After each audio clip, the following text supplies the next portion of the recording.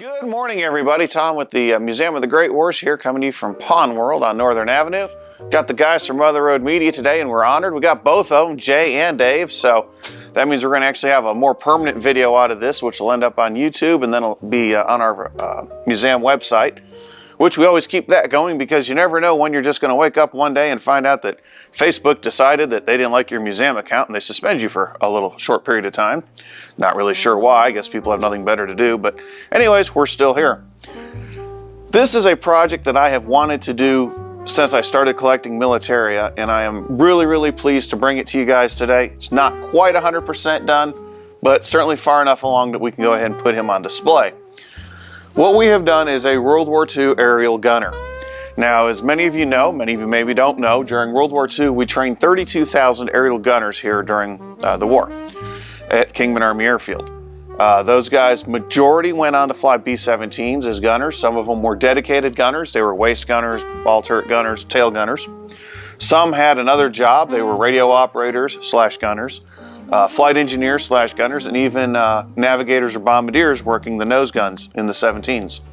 Some of these guys also went on to fly B-24s. We actually have a set of dog tags. Well, a dog tag that was found out here. We researched a guy and he actually left here, was a radio instructor, and then was sent to the China, Burma, India theater in a B-24. So, long story short, to be able to do something to honor the guys that trained here in Kingman, since we're in Kingman, was something I've wanted to do. Kind of go over this uniform a little bit. There's a lot happening here. At the very top, we have an M4 flak helmet. Now, early on, they realized that a lot of guys were dying from fairly survivable things because they had zero head protection. All they had was a leather or cloth flying helmet. During the war, they made an M3, an M4, and an M5 different flak helmet. The M3 was a lot closer to like what you would see the troops wearing, like the M1 steel pot. The M4 was strictly a dedicated helmet. This was actually designed for the ball turret gunners because it's smaller and more compact. But a lot of the gunners would use them just because it was smaller and more compact and a little bit lighter. So we've equipped him with that. We've got a standard pair of early war goggles. Those are original. Everything on here is original, by the way. He's got a flight helmet on underneath it with the headphone receivers. We've got an early Mae West life vest. Now what's really cool underneath all that is we've got a regular pair of flying coveralls, but underneath it, I'm going to open this up just a little bit. You can see this kind of nylon-y looking stuff here, and that is an F3 heated flying suit. The F2 came out earlier, obviously. The F3, this came out like mid-1944. And what we notice right here is we have a plug. This would actually plug into the aircraft electrical system. The suit consists of a top, a bottom, inserts that go in the boots. As well as that, the gloves are part of that as well. Those are also heated. They all snap together with electrical fittings. Plug into the aircraft, and that keeps you from freezing to death at 24,000 feet. How cold is it at 24,000 feet? It's cold. Standard lapse rate is you lose 2 degrees Celsius for every 1,000 feet you go up in elevation. So you can kind of do the math on that and realize it's cold. At the very bottom, we've got a pair of World War II leather flying boots. They're big, they're heavy, they're insulated, designed to try to keep you warm. To the left right here, we have a 50 cal ammo can. And if you notice, this is kind of, you can hear this, phenolic-y. It's not metal. They wanted to save weight wherever possible. This ammo can was actually donated to us by a gentleman whose dad scrapped airplanes here in Kingman after the war. So this came out of something that was scrapped here.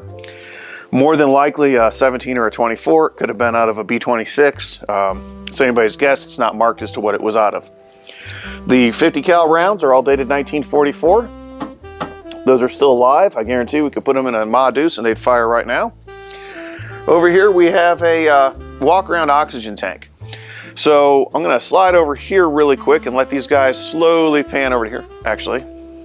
So in the airplane, they would have had anywhere from 14 to 18 of these oxygen tanks. And these provided oxygen all throughout the B-17 or the B-24. It was a low-pressure system. And this one also came here from the airfield in Kingman.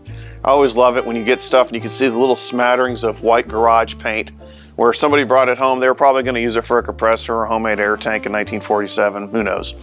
But anyhow, this is one of those. But each station on the aircraft had a place you would plug your oxygen mask into. But if, let's say, you needed to go from the nose of the airplane to the back of the airplane, you'd have to have something like this walk-around tank so you didn't pass out.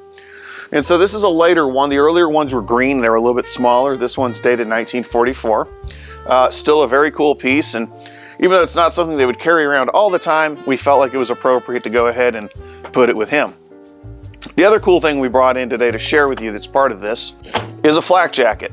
Now this particular flak jacket is actually marked on the inside. I'll just read it off to you so I don't have to pick it up. But anyways, Armor Flyers Vest. And so these are super, super heavy. This thing weighs about 20-25 pounds. The reason it's not on the mannequin is because it's going to break it. And so we're going to do a little separate display. Sometimes you see those little things in a hotel room where you put a suit or whatever. We're going to add that to that and put it in front of him. It's also got a quick release buckle, because if you're shot up and going to bail out of an airplane, you don't want to jump out of it carrying an extra 25 pounds of armor.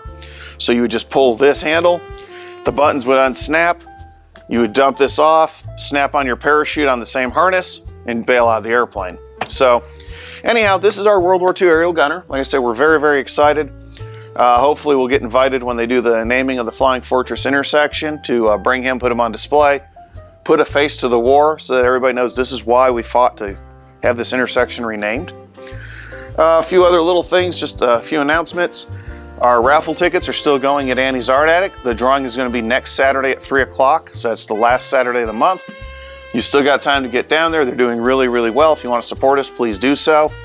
And then in February, February 8th is a Sunday. I'll post a link, and as will the Mother Road Media guys. We're going to invite you to join us. We've been asked to join Jim Hinckley's America for his podcast in the morning. We're going to be talking about the museum, talking a little bit about Route 66, 100-year anniversary, the role aviation played in it, and just I think having a neat Sunday morning coffee kind of conversation. So as always, we appreciate everything you guys do. We appreciate you, our audience, for tuning in.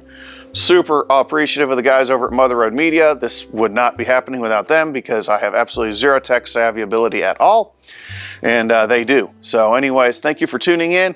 Have a wonderful weekend. Take care.